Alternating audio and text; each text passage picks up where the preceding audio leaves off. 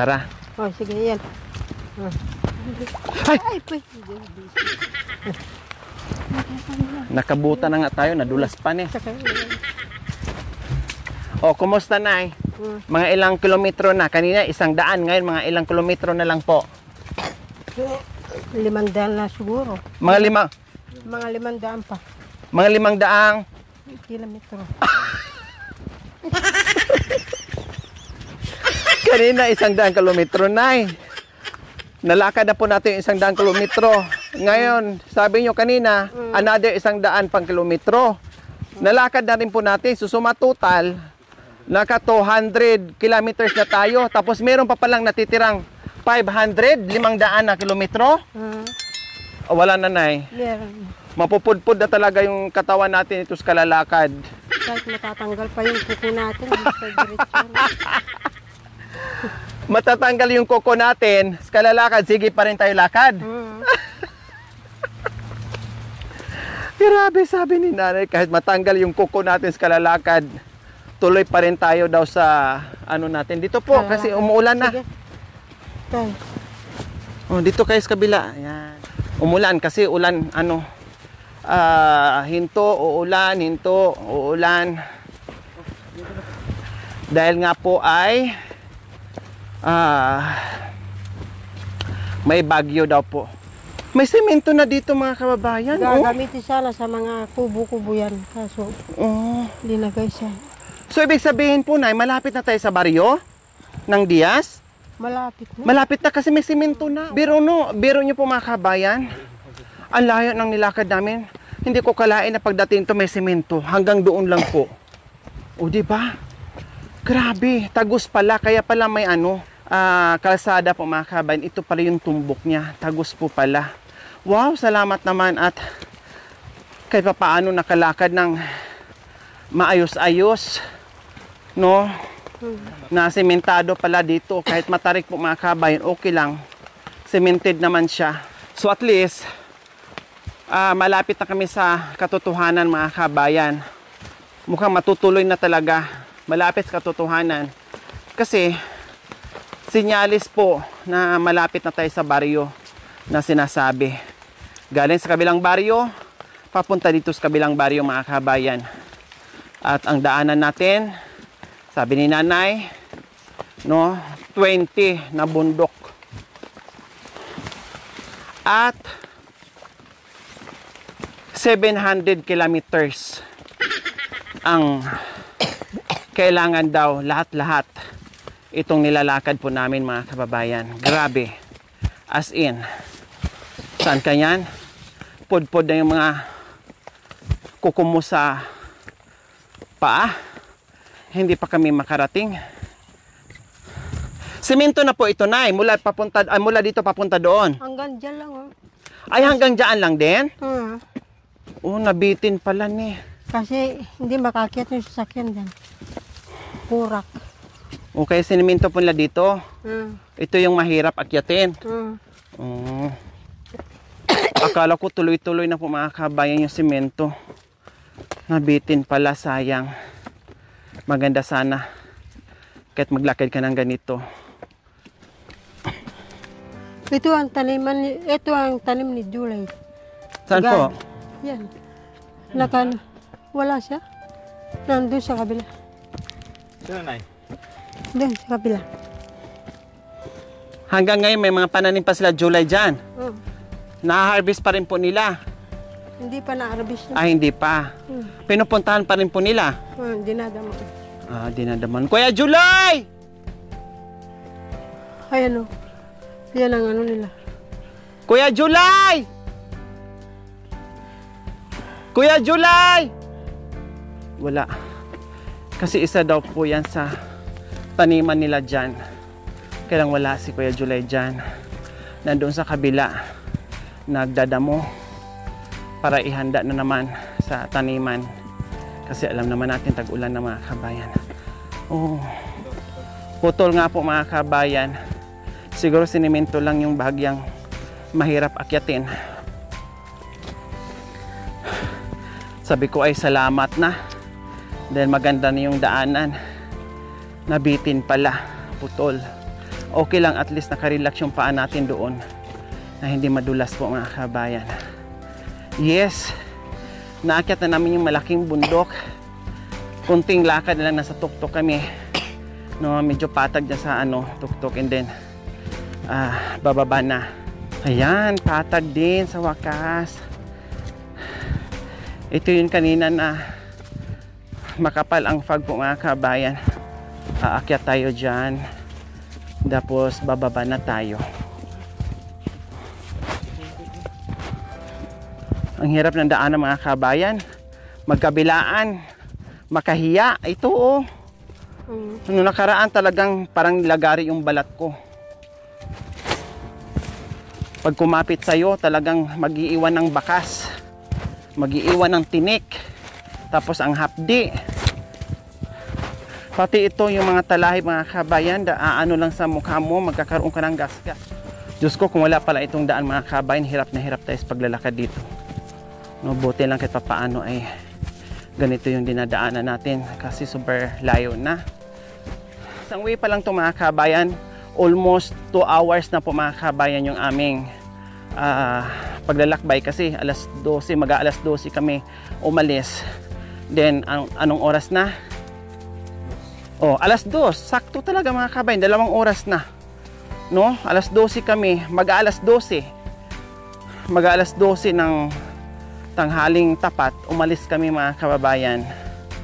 And then alas 2 na impunto. So 2 oras na, hindi pa kami nakarating. So sa isang way po mga kabayan, more or less 3 hours, baka more than, kasi malayo pa daw eh. Hindi pa namin alam. Basta sa ngayon, sa lakad namin 2 oras na.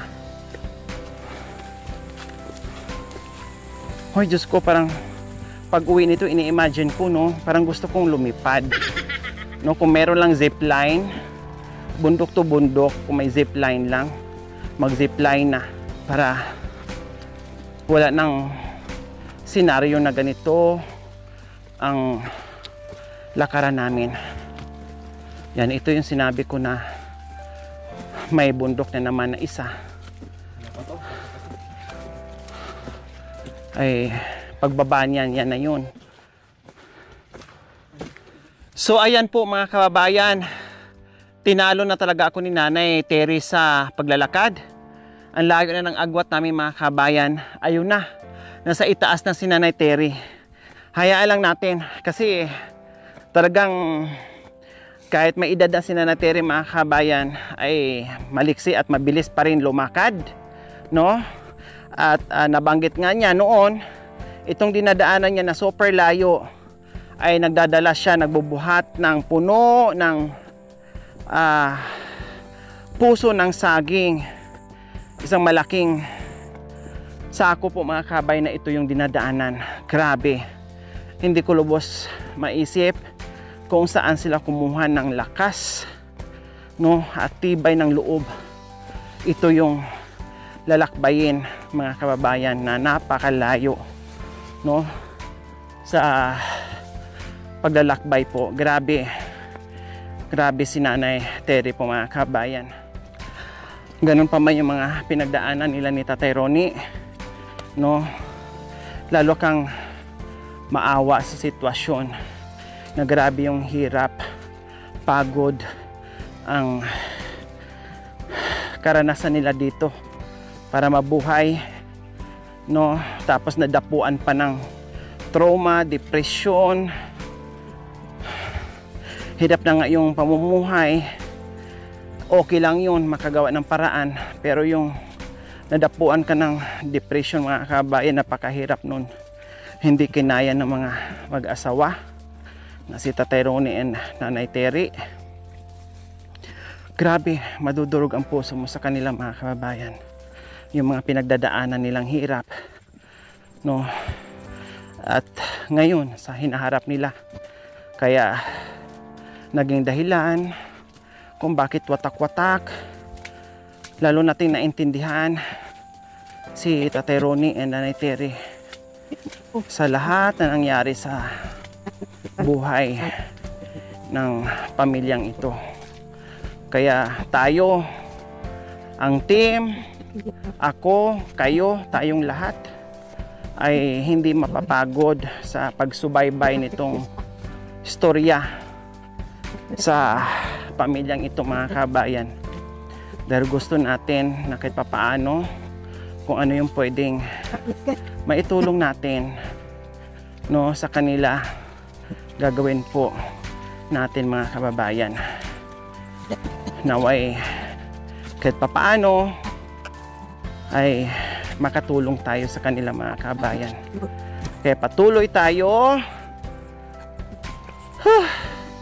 sa ating paglalakad upang matagpuan natin ang buhay dito sa bundok sa panganay na anak ni Nanay Terry and Tatay Ronnie. So yung bundok na po yan, aakyat po tayo dyan. Aakit tayo, tapos aakit tayong konti doon. Yun na po yun. Yun yung kaya July. Opo. So ayan po, mga kabayan, aakyat tayo dyan, no? Kahit papaano, malapit pa yan para sa akin kaysa naman yung nilakad natin ngayon. Aakyat tayo, and then pag akyat natin, baba ng konti, ay akyat ng konti, tapos meron na tayong makikitang bahay kubo na 2 daw. At yun na yung bahay nila ni meron tayong makikitang Aita. July po. Aita. Meron tayong madadaanan na Aita. Oh. May bahay po dyan? Meron. 2 nga. 2. 2 yung kubo.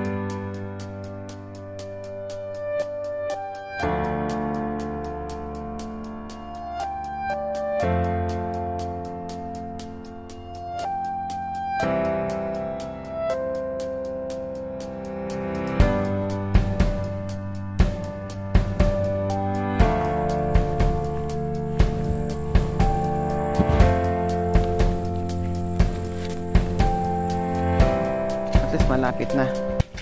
Nandiyan na daw sa itaas.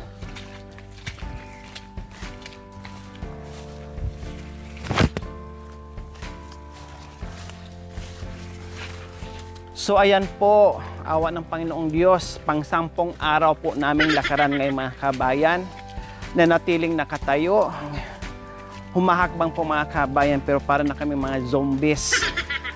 Grabe po, mga kabayan. Pero malapit na tayo sa katotohanan dahil meron na ako nakikitang mga bahay, kubo, no? At meron na rin doong mga nagtatanim, no? Yung baga, yung lungga nila dito sa kabundukan, mga kabayan, kapag oras ng taniman, na meron silang matirahan. So, ibig sabihin, nakikita na natin yung mga kubo ay malapit na tayo sa katotohanan doon sa kubo nila ni Nanay Terry. O katulad yan, may kubo, mga kabayan, kasi yan ang mga tinutulugan nila dito kapag oras ng taniman at oras ng anihan. So kaya nakikita na natin, meron nga ako nakita doon, no, unat. May unat doon, mga kabayan. Kaya sabi ko ay malapit na, at tinuro nila sa unahan daw mas maraming bahay dyan, at malapit na daw tayo doon kay Kuya July, mga kabayan. Kaya medyo napawi yung aming pagod na sila na mismo nagsabi na maraming bahay dyan sa unahan. Kunting lakad na lang, mararating nyo na yung paruroonan nyo. Kaya, Nanay Terry, kaya pa? Kaya pa. Kaya? Hindi kayo napagod? Hindi. Hanggat gusto natin na naglakad.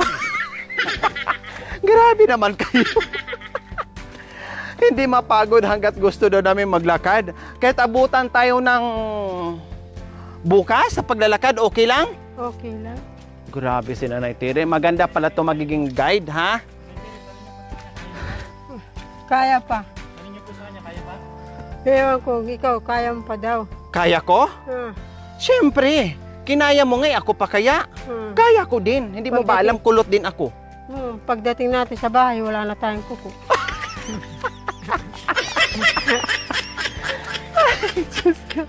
Pagdating na namin sa bahay niya, wala na daw kami mga kuko. Okay lang. Basta marating natin yung taniman mo, yung paraiso ni Nanay Terry, kung gaano kaganda doon. Wala nang atrasan dahil nandito na tayo, Nakahati na sa bundok. Opo. No, konting-konti na lang, mga 1/8 na lang yung ating lalakarin ay marating na po natin mga kababayan. O see, dahil wala tayong ibang daanan, ito lang. Kaya tuloy-tuloy tayo ngayon. Magandang gawin si Nanay Terry, tourist guide. Hindi napapagod, no? May ano dito, oh. Ano yan? Abandon? Parang haunted house, Nanay. Ano yan? Ano po yan? Unat yung dating nagtitinda dyan. Bumaba na sila. Wala na. Oo, kasi Parang wala. haunted house. Nakakatakot dito pag dumaan ka ng gabi. Merong nga ano dyan. Merong yung kapag ating gabi, merong lumalabas. Pag hating gabi may lumalabas dyan. Meron. Anong sinasabi? Sabi niya, hintayin mo ako. Aray! Hintayin mo ako. Sabi niya. Habang naglalakad ka dito, tapos sinasabi, antayin mo ako, sasama ako sa'yo, antayin mo ako, sasama ako sa'yo. Oo. Parang ganon? Oo. O anong ginagawa niyo po? Inihintay namin. Hinihintay niyo? Nasa iyo na ako. Sumasabay sa inyo? Sabi niya, nasa iyo na sa... nakasuot na daw sa sa katawan na namin. Aday, Ayun, nasa iyo na ako. Sige, maglakad na ako. sumasanib sa Tao. katawan, sa tao? Nasa iyo na ako. Kapag inintay mo siya, Oo. Kapag hindi mo siya antayin, yun, pupunta, magpapakita siya, nakaitim siya. o tapos, Nakaitim. nakaitim. Sabi niya, hintayin mo ako. Sabi niya. Nanay Terry, kayo yan? Kayo yan?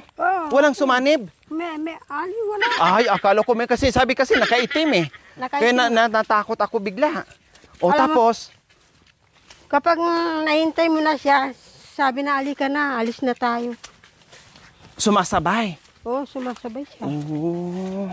Nakakatakot pala dyan dumaan sa hating gabi, no? Baka mamaya ay sasanib sa atin. Ano kaya? Subukan natin mamaya. Subukan natin mamaya dyan. Subukan natin eh. Hmm. O, sige. Kailangan maabutan kami dito mga kabe Alam mo ng... si Alin Jinky, natakot. Natakot dyan? Natakot. Kasi parang haunted house eh. Nagkalat yung mga damit, sabog-sabog. No, tapos may mga teddy bear. Akala mo mga tiyanak na nandiyan mga kabayan. Nakakatakot. Yun pala, may nagpapakita dyan. Meron. Kayo mismo? Nakakita na kayo? Nakakita na. Anong itsura? Maitim nga. Maitim? Mahaba ang parang yung kanyang buhok, parang bruha siya. Naku, parang tsakadal yun ah. Parang bruha, tsakadal na yun ah. Tapos, Kapag binigyan mo siya ng pagkain dyan sa kubo, bakit nangihingi din po ng pagkain? Kapag binigyan mo siya ng pagkain dyan sa kubo, uwi na siya, matutulog na. Pero hindi naman siya nang uumbag. Hindi naman siya nang uumbag ng tao. Hindi. Mabait naman. Ito na ba? Alin? Ang kubo ni Kuya July? Hindi, nandun eh. Ay, nandoon pa. Hmm. May nakikita na kung umuusok eh. Ayun no. Diyan, malapit na dyan. Malapit Sisigaw na. ka lang ng July. Nandun na. Malapit na tayo. So, ayun mga kabay, may mga bahay-bahay na dito. No? Kaya masaya na ako mga kabin. At may nakita na akong umuusok dun sa unahan. Ibig sabihin, lapit na Malapit talaga.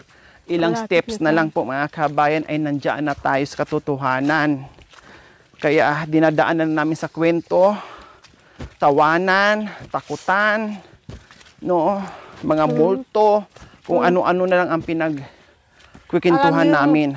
O tapos, alam mo yung pari dyan. opo, anong nangyari sa pare? Sinaniban siya ng lalaki. Pahinga muna tayo para hindi tayo hingalin. O tapos, ano Giniba nangyari? yung simbahan. Winasak yung simbahan. May simbahan po dyan. Meron dati. Tapos sinaniban ng? Sinaniban ng masamang espiritu ng multo. O tapos ano nangyari doon sa pari? Meron sa kanya, nagsundo. O tapos? Yun, pinunta sila sa Santana. O anong ginawa? Ginamot naman. Ginamot. Gumaling naman yung pari na nasaniban. Sabi niya, uli-uli, sabi niya, huwag ka kanyang magpapatayo ng simbahan dyan. O tapos? Kasi, hindi nagsisimba yung taga-multo, yung mga multo rito, sabi niya. Tapos? Kaya giniba na yan. Hanggang buhat noon, bumaba na yung mga tao dito. Natakot? Natakot. Pumunta na sila ng Pangaranan. Yan. So, ibig sabihin, marami talagang tao dito kasi may simbahan. Marami din nagsisimba. Nandito lahat ang mga tao noon, mga bahay noon, Nanay Terry. Buhat nung nangyari yon, bumaba yung mga tao doon. Natakot na. Natakot na. Pero may matapang dito yung tita nila July.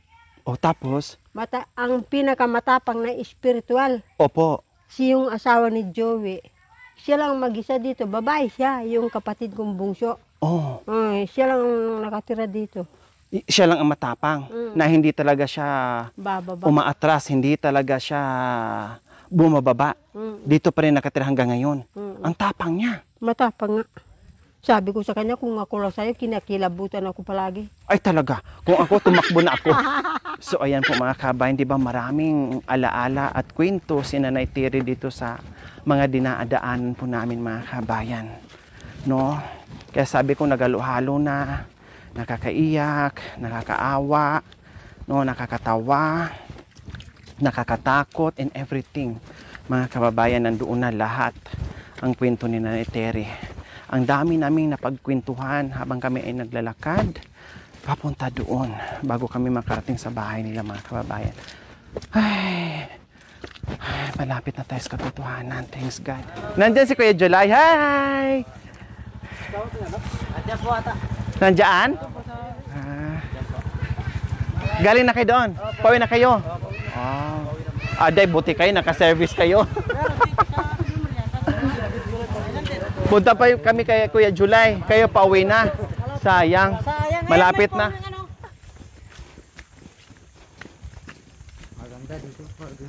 Sandali na matatapos yung August.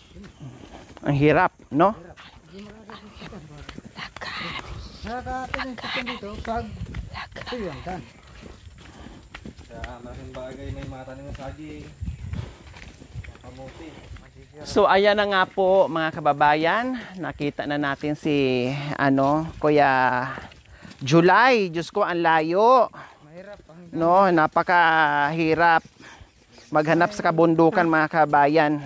Nakita namin doon sa sulok kasi magtatayo po pala siya ng bahay kubo doon sa itaas para mayroon sila ditong matulugan pag nandito sila sa kabundukan, no, sa pananim nila. Pero yung bahay nila, maganda naman ang bahay nila mga kabayan, in fairness. Maganda yung bahay nila sa housing, no, na binigay sa kanila. No, napakaganda, matibay, napakaganda. Yung dito lang, kahit pa paano, mayroon lang silang matulugan. Kasi 2 araw, 3 araw sila dito, magdamo, no, para mayroon silang pananim po mga kabayan.